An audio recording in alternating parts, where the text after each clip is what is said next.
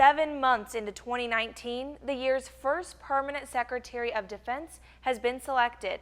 The Senate confirmed Mark Esper for the position on Tuesday. The former Army Secretary was tapped by President Donald Trump in June, and he served as the acting Defense Secretary after that. But according to legal protocol, he had to step down while he was being confirmed for the permanent position. Richard Spencer, the Secretary of the Navy, temporarily took Esper's place on July 15th when the confirmation process started.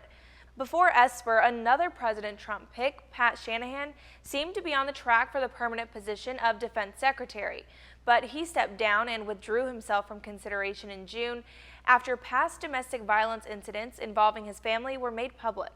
Before Shanahan took the temporary position, the last confirmed Secretary of Defense was Jim Mattis, who resigned in December.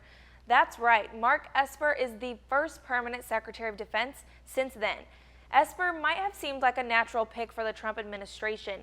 For starters, he's a former classmate of Secretary of State Mike Pompeo.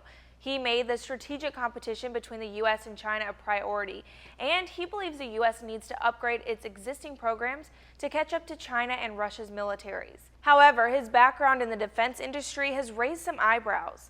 After serving as an Army infantryman, he was a lobbyist for Raytheon, a major defense firm, for 7 years. He then joined the Pentagon in 2017. Here's the catch. The Defense Secretary has a lot of influence over which weapons the Pentagon buys.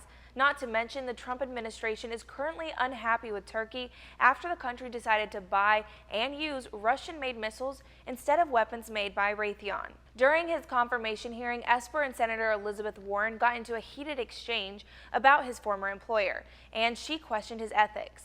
Esper said he's going to, quote, continue to abide by the rules and regulations, and I'm going to continue to consult closely with my ethics personnel to ensure we stay in the ethical midfield. With the Senate's confirmation, Esper will assume the role as Secretary of Defense immediately.